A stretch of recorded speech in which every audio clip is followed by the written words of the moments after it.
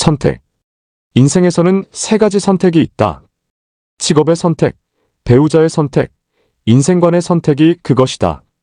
사람의 일생은 출생에서 죽음까지 끊임없는 선택의 연속이다. 어떤 인생길을 갈 것인가? 어떻게 살 것인가? 무엇을 하며 살 것인가? 무엇을 위해 일생을 바칠 것인가? 나의 생의 목적은 무엇인가? 나에게 내려진 천명은 무엇인가? 철학적으로 심오한 그런 복잡하고 어려운 것을 제쳐두고 요즘 세상은 워낙 많은 선택으로 인해 꼴머리를 앓고 있고 머리에 쥐가 날 정도로 복잡한 선택의 문제가 남았다. 만약 아주 오래전 시대를 거슬러 올라간다면 원시시대나 사회나 고대의 사회, 신분적으로 고착된 제약을 가진다면 선택의 기회 내지 여지가 없을 것이다. 일례를 든다면 홍길동 같은 이는 서자로 태어나 아버지를 아버지로 부르지도 못하는 억압 속에서의 삶을 살아야 했다. 그 홍길동에게 선택의 폭이란 엄청나게 좁을 수밖에 없었으리라. 그래서 그는 신분의 해방을 도모했고 유토피아를 꿈꿨고 다른 세상을 구가하고 그의 꿈을 실현시켰다. 선택이란 자유의지의 산물일 것이다. 그것에는 결국 책임이 따른다. 이와 더불어 운명론 내지 숙명론이라는 것이 있다. 인간의 자유의지 내지 선택에 의해 그래도 인생이 결정되는 것이 아니라 태어나는 순간 그의 삶은 결정되어 있고 예정되어 있다는 이론이다. 인간이 제 아무리 자신의 선택으로 자신에게 주어진 운명을 거슬리고 색살을 생을 영위하고자 한다고 할지라도 결국은 본인의 선택과 무관하게 사주팔자 등에 의해 매사가 결정지어진다는 식이다. 속된 말로 운칠기삼이라는 것이 있다. 자신의 의지로 할 수 있는 것은 10중 3에 불과하다는 것이다. 운명적으로 정해져 있는 것이 70%라는 것이다. 유명한 발명가로 알려진 에디슨은 그런 명언을 남겼다.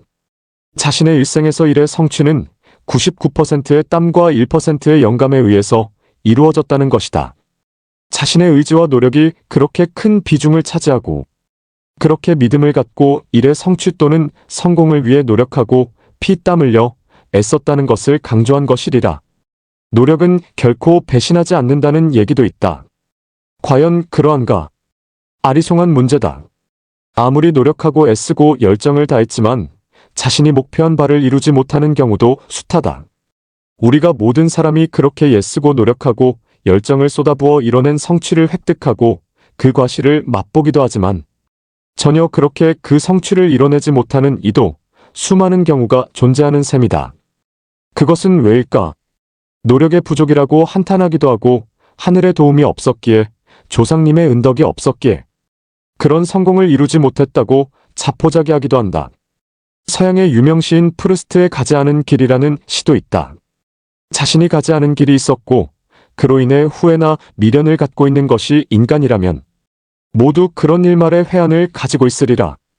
자신이 선택하지 않는 길에 관한 후회나 회합은 선택한 사람의 몫일지 모를 일이다. 삶의 과정 가운데 후회 없는 삶이란 좀처럼 상상하기가 쉽지 않을 것이다. 선택의 기회란 것이 항상 열려있고 언제나 오는 것은 아니다. 선택의 기회도 시기적으로 한정되어져 있는 것이 당연지사이다. 언제까지나 선택의 기회가 제공되는 것이 아니고 일정한 시기 또는 공간, 여건, 상황 속에서 제한적일 수밖에 없는 것이다. 우리가 살아가는 공간 그것도 우리가 무한대로 향유할 수는 없는 것이다. 그 속에서 자신의 만족을 느낄 만한 최적의 선택을 할 수 있는 방법을 찾아야 하리라. 나는 생각한다. 고로 존재한다는 철학적 명제가 있다. 어떤 의미에서는 그렇게 생각하고 존재하는 기본적인 부분의 핵심적인 것은 어떤 선택을 할 것인가를 고민해야 하고 존재 목적에 부합하는 최선의 좋은 선택을 해나가고 그 선택된 부분에 관해 후회 없는 선택이 되도록 최선의 노력을 다하고 몰입해서 성공을 이뤄나가야 하리라. 유명한 말 중에 그런 얘기가 있다. 생각한 대로 살지 않으면 사는 대로 생각하게 된다는 식이다. 주체적으로 주인의식에 갖고 자기 삶을 살아야 한다는 얘기도 있다. 언제사 인생에서의 주체는 자기 자신인 셈이다. 이런 예화가 있다.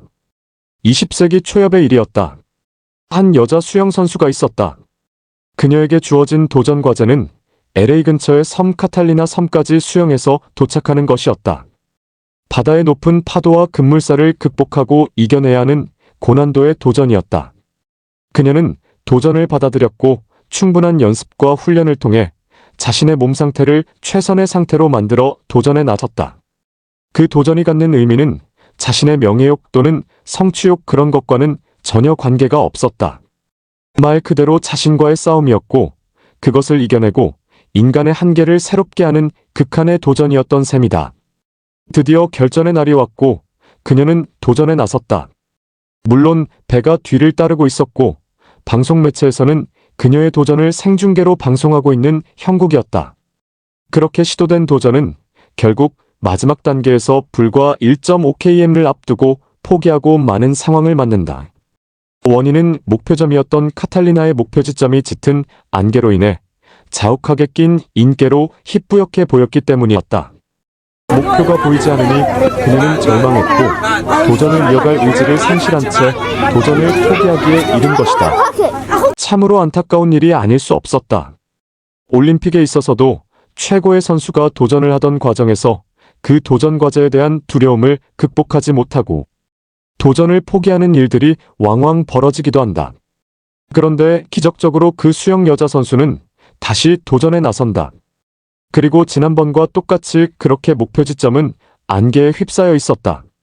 과연 결과는 어떻게 되었을까? 이번에는 달랐다. 이번에도 저번처럼 그렇게 안개가 자욱한 상태였고 카탈리나 섬의 목표지는 보이지 않았다. 그런데 그녀는 이번에는 목표 지점까지의 수영을 완벽하게 해냈다. 그리고 도전 과제를 성취해내는 쾌거를 이뤄낸다. 그 이후 그녀는 매스컴의 찬사를 받았고 인간 승리의 대명사가 되었다. 영화 벤자민의 시계는 거꾸로 간다에 나오는 부분의 한 장면에 여자 수영 선수의 도버 해협 도전 얘기가 나온다. 그리고 그녀는 그 도전에서 실패한다. 어떻게 그녀는 역경을 이겨내고 보이지 않는 목표점 카타리나 섬의 목표지에 도달할 수 있었을까? 그 비결은 이랬다. 이번에도 보이지 않는 목표점에 암담해졌다. 그러나 그녀는 머릿속으로 그 카탈리나 섬의 목표지를 그렸다. 그리고 상상의 목표점을 향해 끊임없는 영법을 이어간 것이 주요했던 것이다. 목표점은 보이지 않았지만 마음속에 목표점을 정하고 그렇게 그곳을 향해 질주해 갈 수 있었던 것이다. 인생에 있어서도 그렇게 지향점이나 목표점이 보이지가 않을 때가 있을 것이다. 그러나 그것을 보이지 않는 것이 장애가 되지는 않는 것이다. 극복하지 못할 한계가 아닌 셈이다. 상상 속의 목적지를 정하고 그곳에 이르면 되고 정복하면 된다는 것이다. 인생은 문제를 해결해 나는 과정이라고도 한다. 인생은 무거운 짐을 지고 길을 가는 것이라고도 했다. 항상 곤궁한 때를 기억하라고도 했다. 문제의 핵심은 선택에 있는 것이 아니라 그 선택을 통해 성취를 이루고 완성품을 만들어가는 것인지 모를 일이다. 배우자의 선택. 무릇 인생에는 세 가지 선택이 있다. 그 중 하나가 배우자의 선택이다. 요즘 유행하는 노래 한 구절에 이런 가사가 있다. 연애는 필수, 결혼은 선택. 기성세대로서는 납득이 되지 않는 부분이다. 당연히 연애는 선택일 수 있으나 결혼은 필수였던 생각과 고정관념을 갖고 세상을 살아왔던 세대들이다. 당연히 자녀도 필수이고 자녀 양육도 삶의 한 과정이고 업보라고 여겼다. 자신들의 살보다 더 자식의 교육이 우선시되었고 언제나 자신의 입보다 자식의 입이 먼저였다. 자식 입에 밥 들어가는 것과 자신의 눈에 물 들어가는 것을 보는 것만큼 기쁘고 보람된 것이 없다고 여겼던 세대였었다. 자식을 낳지 않는 것은 여자들의 칠거지약 중 하나로 꼽혔고 그것은 곧 이혼 사유 내지 아내를 내칠 수 있는 근기로 작용하는 부분이었다. 어디 무자식을 마음대로 선택할 수 있냐는 것이다. 요즘 회자되는 얘기로 꼰대들의 넋두리이고 하소연일 수도 있다. 예전 사람의 도리 중에는 여자에게 요구되는 3종 지도라는 것도 있었다. 쾌쾌묵은 고리짝 같은 소리라고 귀를 막을 소리 중 하나이다. 여자는 태어나서는 부모의 명을 받아야 하고 결혼해서는 남편의 뜻을 받들어야 하고 남편이 죽고 난 뒤에는 자식이나 아들을 받들어야 한다는 식이다. 요즘 MZ세대의 관점에서는 기가 막힐 노릇이리라. 결혼도 선택의 한 내용이고 비혼이 대세를 점하고 있고 결혼을 하더라도 자식을 낳지 않는 딩크족도 늘어나는 추세이다. 조직의 논리로 또는 전체주의 논리로 개인의 자유를 침해하고 선택을 몰아가는 것은 어불성설인 시대가 되었다. 어떠한 논리로도 젊은 세대들의 선택과 자유를 침해해서는 되지 않고 그렇게 종용해서 들을 젊은이들도 없는 시대이다. 어느 정도 직장 생활을 시작한 지 얼마 되지 않았던 시절에 결혼을 준비하려고 하던 때 선을 몇 번 본 적이 있다. 사람에 의한 객관적 평가 또는 가치가 그 상황에서 그대로 표출되고 드러남을 절실하게 느꼈었다. 보다 나은 학벌, 재산, 결혼 조건, 인맥 등 결혼을 하기 위한 제반 사항이 객관화되고 평가되는 것에서 삶을 준비하고 결혼을 실현하기까지 필요한 것에 관해 요즘 얘기로 하자면 결혼에 필요한 조건 내지 스펙이 얼마나 절실한가를 실감하게 된 셈이었다. 인물, 성격, 장래성 기타 삶에 대한 태도 등에 관한 인생관, 철학 등 모든 것이 망라된 인간에 대한 수준 평가가 이뤄지는 시기인 부분이었다. 장인어른에 의해 첫 만남을 갖고 결혼을 허락받는 자리는 취업 시의 면접관과는 또 다른 긴장감이 흐르는 엄중한 순간이었던 듯하다. 어떤 이는 장인어른의 제대로 된 믿음을 주기 위해 외국 유학을 다녀오기도 했다는 경험담을 들어보기도 했었다. 또한 어떤 이들은 장인어른 등 처가 식구들의 반대를 극복하기 위해 갖은 노력을 다하기도 했었던 예도 부지기수였다. 젊은 시절 한때는 그런 문제와 관련해서 한참 논쟁을 벌이기도 했었던 기억이 있었다. 재벌집에 팔려가는 판검사 또는 의사들의 정략결혼에 관해서 성토하던 이화의 경론이었다. 당연히 그렇게 흙수저에서 금수저로 신분 상승을 위해서는 당연히 권력가 또는 재벌가들과의 혼맥은 향후에 더 나은 삶을 보장받는 첩경이 아니겠느냐고 의견을 제시했고 그것에 반해 군의관이 주장한 바는 결혼이라는 것을 그렇게 그 어떤 출세의 방편으로 삼아서는 바람직한 삶을 영위할 수 있겠느냐고 비분관계했었던 추억이 남았다. 동창 중에 그렇게 출세가도를 위해 정략결혼을 했던 이에 관해 성토한 것이었다. 나의 경우 배우자 선택은 신중하고 주도면밀하게 숙고한 끝에 선택을 했다. 내가 선택한다고 하더라도 상대가 있는 것이라 그것이 수용되고 간합되었을 때 성사되는 부분이 배우자의 선택이다. 인생에서 엄청나게 중요한 선택이고 어떤 의미에서는 팔자까지도 바뀔 수 있는 부분이다.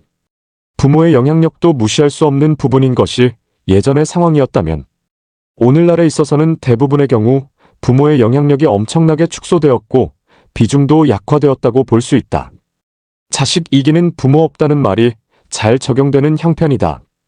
과연 배우자를 선택할 수 있을 만한 식견이나 인생 경험을 갖고 있지 못한 부분이 자칫 잘못된 선택으로 인해 씻을 수 없는 오점을 남기는 경우도 허다하다. 결혼 초창기 찾아뵌 어느 상사님으로부터 그런 얘기를 들었던 기억이 새롭다. 이군 자네는 처수성가한 이구먼. 자수성가를 해야 하는데 어처구니 없게도 처의 복으로 인생을 살게 될 것이란 예측이었다. 결혼 초창기 30대까지의 삶은 엄청난 어려움과 시행착오 속에서의 육아였고 직장생활 결혼 생활이었던 듯하다. 아들 둘을 키우고 양육하는 것도 보통 일이 아니었고 빠듯한 살림살이에 내 집 마련을 위해 허리띠를 졸라매고 열심히 노력했고 진력했다. 40대에 접어들었을 때쯤에 IMF 경제위기가 있었다. 빌라에서 아파트로 이주를 95년에 했었고 어느 정도 생활의 안정을 찾아갔다. 2001년도 큰애가 중학교에 입학을 했다. 2005년도에는 서초동으로 이주해서 아들에게 좋은 교육 환경을 조성해 주고자 그렇게 무리한 이사를 했다. 큰애가 2007년에 대학에 입학했고 2011년에는 내 집 마련이 되었다. 20대에 접어들었고 N급으로 승진했다. 아내도 2008년부터 전문직 장학사로 새로운 업무에 적응해 나가기 시작했다. 2011년에는 작은 아들도 대학에 입학했다. 2014년도에는 안성교육원에서 원당 농촌 사랑 지도자 연수원으로 전보되었다. 서울에서 출퇴근을 할 수 있게 되었고 생활의 안정을 찾았다. 그리고 2017년 말에 명예퇴직을 했다. 그리고 올해가 되고 보니 퇴직 후 77년 차가 되었고 연금 생활자로 접어들었다. 아내도 1년을 남기고 있는 상태이다. 퇴직 후 6년을 보냈다. 2019년에 계약직으로 1년을 중앙교육원에서 근무했다. 21년과 22년에는 서울시 50플러스의 응모에서 어린이 케어 일자리에서 또는 서울시 가락몰에서 연구 용역을 수행하기도 했다. 배우자의 선택과 관련해 얘기를 하고자 했는데 일상적인 여러 내용이 언급되었다. 나의 입장에서는 배우자 선택이 성공적이었다고 자평하고 싶다. 반면에 배우자의 입장에서는 상당히 곤욕스러운 모양이다. 안타까운 노릇이 아닐 수 없다. 나의 잘못이 커고 나의 과오가 결국은 배우자의 질타의 대상이 된 셈이다. 배우자의 선택은 어쩌면 평생을 따라다니고 업무처럼 그렇게 옥죄어 오는 것이리라. 인생 준비기에는 부모님과의 생활이 중심이지만 결혼 후, 즉 배우자의 선택 후에는 독자적인 삶의 주체자로 자기의 생을 영위해 가야 하고 그것이 생을 마무리하는 순간까지 계속될 것이다.